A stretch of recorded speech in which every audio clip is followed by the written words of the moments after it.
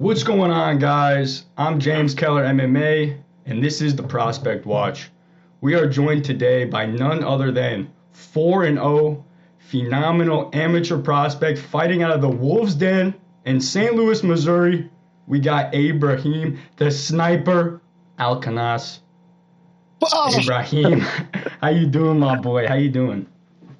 I've just been chilling after a fight, training, eating, being a little fat, but still training hard. That's good to hear, man. That's good to hear. Yeah, it was just the holidays, bro. Did you have good holidays? Did you do anything fun? Yeah. I don't really celebrate or drink or anything like that, but I just chilled with friends, trained. That's how I have fun. Go to work. I see, yeah. Just chilling with friends, having fun. Now, looking back on 2025 was a great year for you. You were 2-0 on the year, 2 spectacular finishes. Are you looking to ride that momentum from 2025 into this first part of 2026? You know, how soon are you looking to get back in there? To be honest, it was a great year. Like, people got to see me knock out people and everything, but it was a hard year. It was there's some stuff that happened in the beginning of the year. I would like to have been more active, people pulling out the fights, small nagging injuries and stuff like that. But the body's feeling good. We ended the year on 2 knockouts of the nights, back-to-back. Feels good. I don't see the new year as a reset. I don't say, oh, this year's my year. I'm going to just keep doing me and keep dominating and keep winning.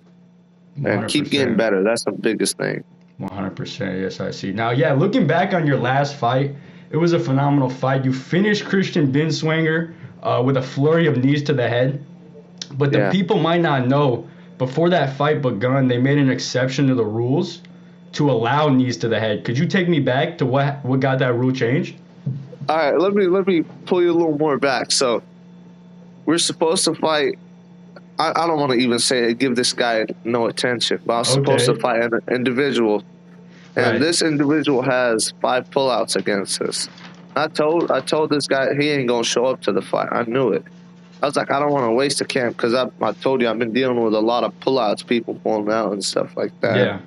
You know, amateurs, we don't get paid, and if someone pulls out and you get sponsors money, you can't get no sponsors for your next fight. And plus, so you're training that camp, you know. And then this guy basically 3 days out pulls out. So they throw his teammate, and his teammate has been training the whole time to be on this card. And it's 2 different stylistic fights. It's this guy that just wants to grab you and hold you and then hopefully get you down and ground and pound. That's his game. So I knew, I was like, all right. This since they want to do this, the guy had no injuries to pull out. He pulled out for another fight to go pro. I said, what? I was like, come on, we can't just do that on me. You know, I'm cutting weight and everything. And you signed the contract, but they basically threw his teammate that's been getting ready 5-2 with 4 finishes. So it was a pretty good record. I said, all right, let's put some knees, because I knew with this guy, he's gonna shoot a lot and try to pin me. And I knew if he's gonna try to pin me, if I break out, he's just gonna shoot again and hold on, and it's gonna be in that game. Now, something I've been working on for this while I've been gone is my clinch. So I was like, all right, let's stay tied up with him. That way that we stay in there instead of breaking and then like what Marab does, shoots again. Let's stay tied up. And I was like, man, I've definitely hurt people with knees to the body, and I drop people all the time, but knee to the head, there's nothing like a knee to the head. That's the hardest shot you can throw. So I was like, let's just hold on. And when I start kneeing him, the biggest thing was I wanted to feel how strong he was. He didn't feel strong. Like, I felt strong in there. I was like, all right, this one we're dealing with. So when I grabbed him, I start kneeing him, and people were like, why were you just holding on? Because like, every time I knee him, I see his eyes bounce up and down. I said, yeah, he's down. I wasn't thinking, too, when I was kneeing him, knock him out. I was just thinking, touch him. We're all human. You know, we can only get touched so many times. Yeah, 100%. Yeah, so what was that finish like from your POV? You said you could see his eyes bouncing when you were hitting him with those knees? I swear to God, when I grabbed him, I told him soccer time. It was like a drill. It was like a drill to me. Even a lot of people, if you look at it, it was just literally skip knees. Every once in a while, I'll throw a knee to the body to change the pattern. But it was just literally a drill on him. Because I got him. And you can't just punch with someone if they got it. You got to swim inside, get hip to hip. You got to do something. You can't just try to. He got in a fire battle with uppercut to a knee. So I'll take a knee. I'll take an uppercut to give you a knee all day. 100%. Yeah, and you said you could feel his strength. You felt like you were just a stronger opponent. You know. Yes, sir. I definitely felt like. Yeah. Felt like he was a fart in the wind. That's what I really felt. Well, before you fought Christian, you had an opponent. You fought Brandon Hoagland. Going into that fight, Brandon had 6 times the amount of amateur fights as you. Navigating an opponent with that amount of experience, does that play into your mental at all? Does that play into your fight camp? Bro, this guy has 13 fights, and that was my second fight. 13 fights, you know? And I don't know where he went wrong. He started his career 4-0. Like, he was where I'm at right now. He's good. He's good skillfully. I just think, I don't know what it is. To be honest, that fight, I was like, all right, this could be a hard fight because I moved up short notice, 145, because I was a 35er. Moved up 45. This guy's 6'2", jacked. All the stuff on paper, experience on his side. A lot of people see records and they say, oh, 4-4 or 5-5. That's a lot of fights. Exactly. People don't realize that. And he's won 5 times. He's not a bum. So that fight was a good fight. Took it like 3 weeks notice. How we walked in the gym, Mop was like, because someone just pulled out a fight. I was just training. He said, all right, you're fighting in 3 weeks. I said, all right, am I fine? He said, yeah, you're fine. And then he gave me Brent. I said, oof. You know, one of the fights, you're like, all right, let's go. Let's go. It was like no time to bullshit. We got ready. That fight was one of the fights, like, you have a voice that talks to you when you fight. You're like, oh, yeah, all right, move, breathe. You're fine right here. It's just like, literally like that. Talks to you like that. That flow state. At least for myself. And walked in, I was calm. I'm always calm when I'm in there. Like, the only time I might get nervous is when they send the contract. All right, I gotta understand what we gotta go through. We can get knocked out. We can give everything, and it's not good enough. That's just the reality of it.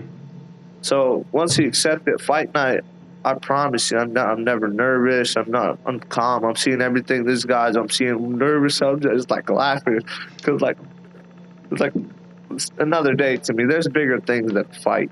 There's people that, again, their limbs blown off. No, 1,000%, man. Yeah, so I get to do this. Yeah. We walked in, seeing him. We started the fight. First round, I was trying to fight him too much. I was too high-spirited. So then second round goes by. Coach says, all right, calm down. I said, man, he don't hit hard. I'm going to walk him down. He said, all right, calm down. He said, start fainting and work your way in. Coach Mop, he's the guy at Wolves, then basically the head coach. And he said, just start feigning and move. So I start feigning, pushing back to the fence. I start jabbing him, and I start seeing his eyes closed like that. I said, yeah, it's a wrap.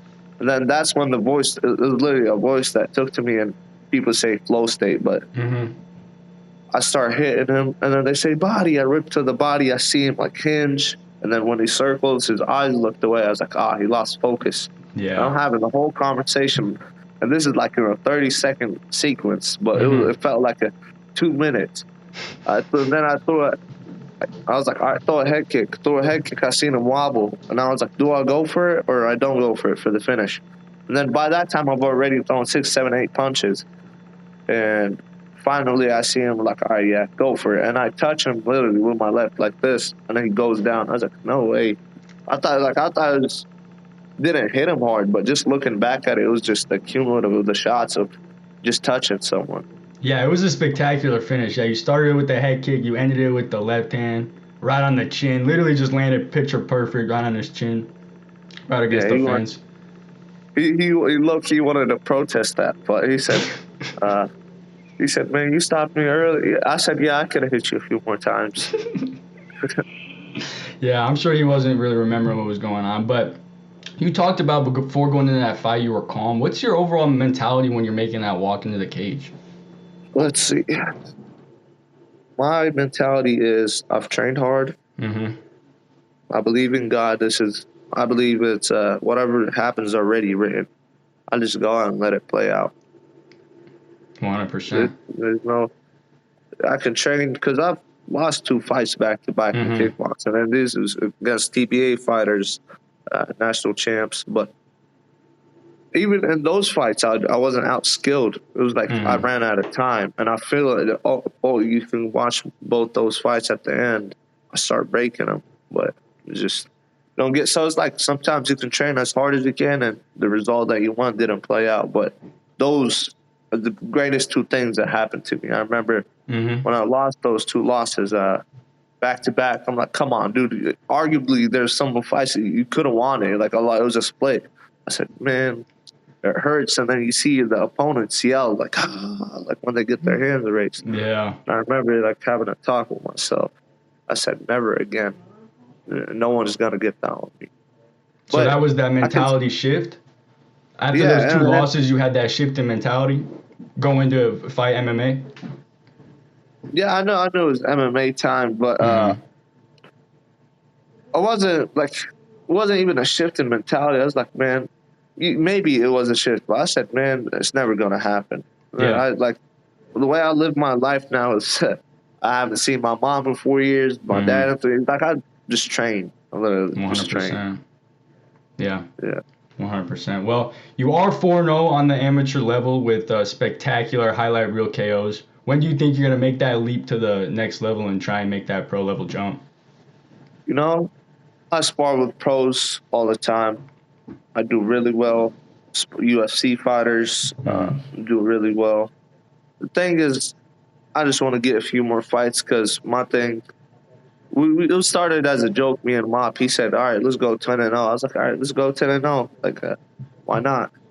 But hopefully next year get 3-4 fights. The year after, maybe fight once, and then later next year turn pro. 100%. So you're looking at 2027? Yeah, I think that's realistic. 100%. Realistic. And then, because you see all the time people get to the UFC 6-0, and then fight 2 fights, lose them, and get cut. The goal is not to get in the UFC. No, 100%. Get in the UFC and stay in the UFC. And then obviously our goal is to become the best in the world. Otherwise, why do this? But exactly. You got to stay in the UFC. The UFC will have some ups, downs. We got to be ready for that competition. Yeah, and that amateur level, you're just getting all the experience, you know. There's nothing wrong with getting as many amateur fights as you need, you know. I think we will start running into some problems with getting matchups, but Drew, the owner of, he said he wants to take me out to Vegas to get those tough fights. But we just got to get better. My whole goal right now is just evolve, get better your grappling, better your striking, better. Because people haven't yet to see my grappling yet. There's only one fight I've grappled. It was against Gage, and that there's only little footage on my Instagram. But besides that, people don't know where I'm at and grappling. So I just want to keep a low-key weapon. And say I fight a striker, we gonna shoot first 5 seconds. Yeah. My whole mentality, we're going back, is don't prolong the battle. So if it's me, gotta wrestle back. Like if this guy's a wrestler, let's just keep it on the feet. If this guy's a striker, let's take him down. If this guy's a well-rounded, let's mix it up. Let's like clinch with him. You know, just don't prolong the battle. Don't do stuff that cooks the clock for no reason. You know, let's get this guy out as soon as possible. So you're thinking about this stuff before the fight even happens in the camp. Yeah, it's just seeing stylistic fights and understanding what type of fighter we're against. The jiu-jitsu guy, I can hold, because a lot of mistakes jiu-jitsu people make is like they just play too much jiu-jitsu and they forget you can punch them. Yeah. But sometimes if you got really, really high-level jiu-jitsu, why even go to the ground with him? Let's just keep it in the clinch, knee him, or keep it outside range and just find our find your way with them. Gotcha. Yeah, and that's where you find the most success is when you just mix it up. Mixing up all the martial arts. Yes, sir. It's just taking the easiest path to victory and not rushing it. Like, just letting it happen. I know it sounds so stupid. Why I feel like I got those finishes, because they were so urgent to fight. Yeah. They were so like, oh, let's go. He was the guy that shot and was just holding on for dear life and blew his gas tank thinking he's going to get me down. Those people will rush stuff. I think a hard fight will be a guy that's going to understand that and play the game. That's going to make it a little harder of a fight when I fight someone like that. But when someone is just trying to rush the fight, they're going to get finished every time. Yeah, 100%. I think you're going into it with the right mentality, mixing it up and, game planning for the right opponent. Yeah. Now, so listen, this is the Prospect Watch show. Is there anyone at the Wolves' Den that you think we should have our eyes on, someone you think may be going unwatched? Well, obviously, Caleb Woodside. Caleb Woodside is have you heard of that name? No, I got to look him up. So, Caleb was the number 2 amateur in the country. Okay. He just turned pro. He's 2-0 with 2 first-round finishes. He's going on to the 3rd finish. Another guy is Kyron McKee. He's fighting this weekend. Okay. No, I lied. Next weekend in Tennessee, the main event on black tie. But this guy is just so he did some time in prison and got out. He was 1-1 before, and now within 13 months he is 6-2. Wow. With 5 first-round finishes. Wow. Yeah, so he really ran up them fights, and I think he already has a few matchups lined up. I think come March, he's going to be 9-2 with, he said he wants first-round finishes, 8 first-round finishes. Yeah. There's another guy named Ethan Ray. Ethan Ray is an amateur.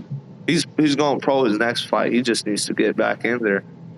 He's been bullshitting a little, I ain't going to lie. But he has 8 knockouts. Wow. And he has 9 fights with 8 knockouts and 1 first round. He has 1 loss. Oh, okay. So he's 9-1 with 8 knockouts. Sounds like the Wolves' Den is producing some straight killers, though. Yeah, Ethan is from War Eagle. Oh, okay, War Eagle. Yeah, I also heard you train there. Yeah, I cross-trained with them. Okay. That's where I was. I was in Cape, and I was driving 2 hours to make it up to the Wolves' Den. But, I see.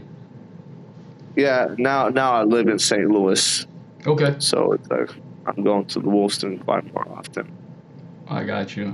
Well, you talked previously in this interview about some adversity, and I saw in a previous interview that you did. You faced some adversity outside the cage, Yeah. How are you doing outside of being a fighter?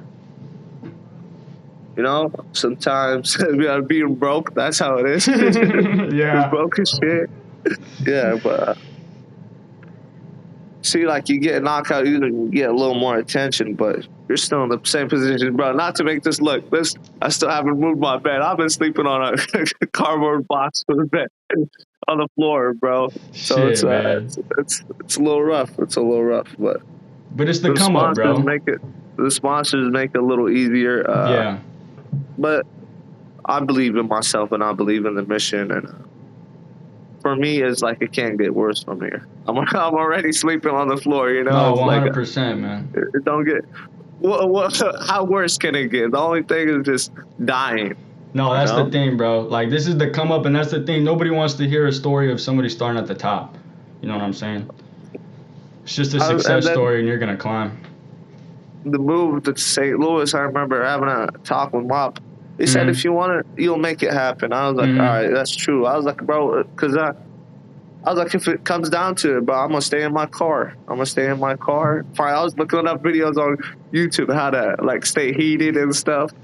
But it's like, it's a struggle, but it's all worth it. Without the struggle, doesn't, I'm willing to suffer I'm willing to suffer a lot. I'm willing to suffer a lot to get to my goal, but. Yeah, 100%. Man. So, yeah, I saw another interview that you did. You talked about you spent a portion of your childhood living in the UAE. How did living there shape you as a person? Like, in the situation you're in today? Man, living in the UAE was fun times while it lasted, but the place, UAE is like a good place. There's good security now. Everything's one of the safest countries in the world. But back then, when I was growing up as a kid, there was people, like, I don't want to get into detail, but the neighborhood I was in was a really, really bad neighborhood. And basically, if you can't fight, it's not good. So we grew up fighting a lot. Another part why I'm like this way is my brother, my older brother. He used to, when we used to live in Colorado, he used to tell me, you want to be Batman? He said, I'm going to train you to be Batman. And he would put on a suit and just beat me up, you know, So that's just beat the crap out of me. So that's where I feel like my toughness came. And then the UAE was fun times. I had a lot of friends. All my friends were older than me, so I would always mess around, slap someone, run around, get beat up. I was that type of kid, always getting beat up by the olders, but I was always fighting. Like, people my age, I would destroy them. I see it. It was toughening you up. Yeah, I definitely had, not something to brag about. It's not. I had over 100 street fights. I had, like, every day fighting, fighting.